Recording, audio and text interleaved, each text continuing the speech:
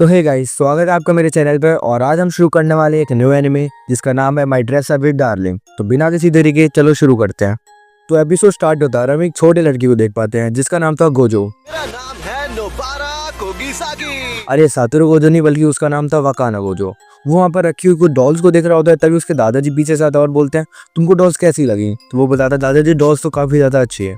उसके बाद हम देखते हैं वो कुछ कागज़ को गोल गोल करके बॉल बनाता है और उन पर डॉल्स बना रहा होता है और अपने दादा की डॉल से कंपेयर करता है और मन ही मन हंसने लग जाता है।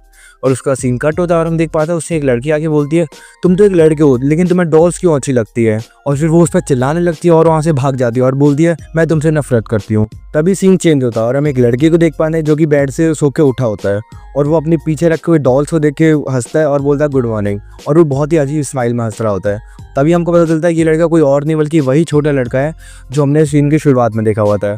और फिर वहाँ से उठता है और अपने दादाजी के पास आता है और उनको बोलता है गुड मॉर्निंग। तो उसके दादा भी बोलता है गुड मॉर्निंग गोजो।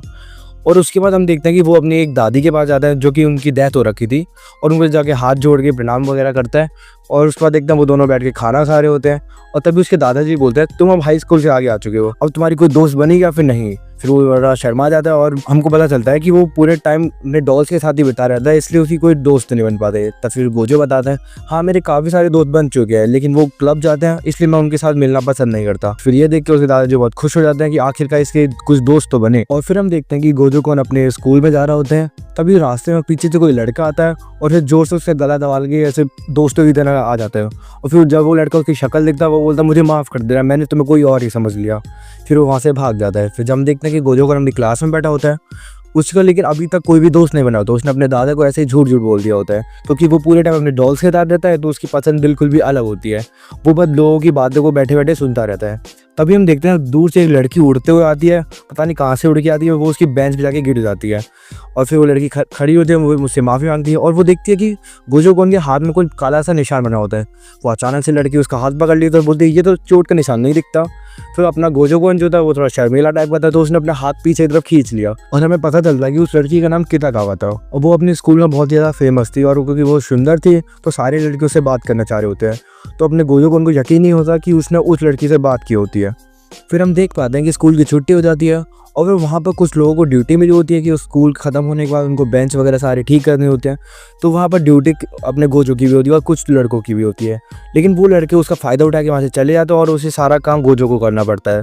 फिर गोजो अकेले ही सारा काम ठीक करने लग जाते हैं। फिर पीछे से किताकावा आ जाती है क्योंकि इस हफ्ते उसे भी ड्यूटी मिली होती है करने की, तो वो भी सारी बेंच ठीक करने लग जाती है। और फिर वो गोजो से पूछती है तो आखिरकार तुम अकेले क्यों कर रहे हो, वो सारे लोग थे वो कहाँ गए। फिर वो बताते कि वो सारे जा चुके हैं। फिर उसे बताने लगती है कि वो लोग तुम्हारा फ़ायदा उठा रहे हैं और जो काम तुम्हें पसंद नहीं है वो उसके लिए तुम्हें हाँ कभी भी नहीं करना चाहिए। फिर सीन चेंज होता है और हम देखते हैं गोजो अपने घर आ चुका होता है और वो अपने हिना डॉल के लिए ड्रेस तैयार कर रहा होता है। तभी हम देखते हैं उसका गलती से हाथ कट जाता है और उसके फादर भी चाहते हैं और उसके हाथों पर बैंडेज लगाने लग जाते हैं। फिर जैसे ही वो अपना काम वापस कंटिन्यू करता है तो अचानक से उसकी मशीन भी खराब हो जाती है। फिर उसका डैड बोलता है अब ये मशीन बहुत पुरानी हो चुकी है तो अब ये ठीक भी नहीं हो सकती, तो हमें नई मशीन लेनी ही पड़ेगी। फिर वो जो मनी मन सोचता है काश ये डॉल के कपड़े बनाने के बाद ख़राब हुई होती। और फिर सीन चेंज होता है और हम देखते हैं कि गोजो अपने स्कूल की जो सिलाई की मशीन थी उसमें अपने हिना डॉल के लिए ड्रेस तैयार कर रहा होता है और वो सब करते हुए उसे बहुत मज़ा भी आ रहा होता है क्योंकि जो वहाँ की मशीन थी वो काफ़ी न्यू मॉडल थी और एकदम सही थी तो उसे काफ़ी ज़्यादा मज़ा आ रहा होता है। और तभी हम देखते हैं कि पीछे से किताकावा आ जाती है। ये देख के वो काफ़ी ज़्यादा घबरा जाते हैं, उनका रिएक्शन बहुत ही ख़राब सा होता है और वो एक दूसरे को देख के बहुत ही घबरा जाते हैं। फिर घबराहट में वो गलती से हाथ ऊपर कर लेता है और उसके हाथ से हिना डॉल गिर जाती है और फिर वो जंप मारता है और उसको कैसे भी पकड़ लेता है और बोलता है अपनी हिना डॉल से कि तुम ठीक तो हो। तो ये देख के जो किताकावा थी वो ज़्यादा शौक हो जाती है और बोलती है क्या तुम्हें सिलाई भी आती है। फिर वो बोलता है हाँ मेरे डैड की डॉल की दुकान है इसलिए मैंने बचपन में ही सीख ली थी। तो वो काफ़ी ज़्यादा शौक हो जाती है और बोलते हैं तो क्या तुम मेरे लिए भी कुछ काम कर सकते हो। तो फिर वो अचानक से अपने कपड़े उतारने लग जाती है। फिर ये देख के गोजो काफ़ी ज़्यादा शौक हो जाता है और शर्माने लगता है तो वो अपना मुँह पीछे की तरफ कर लेता है। फिर हम देखते हैं उसने अपने ऊपर की सारे कपड़े उतार दिए होते हैं और फिर वो गोजो को बोलती है तुम पीछे मुड़ो। फिर गोजो अपने मन में कुछ और ही सोचने लग जाता है और फिर पीछे देखता है।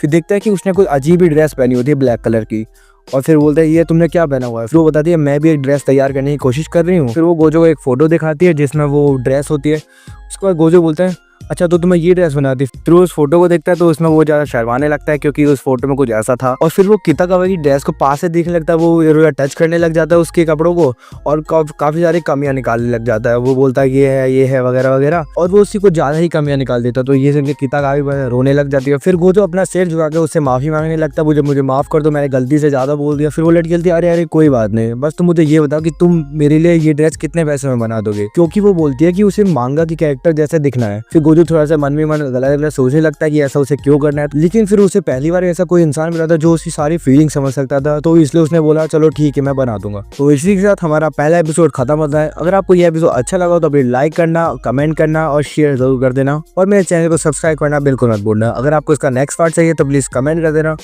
तो आज की इस वीडियो में यहीं तक था। So thank you for watching, sayonara.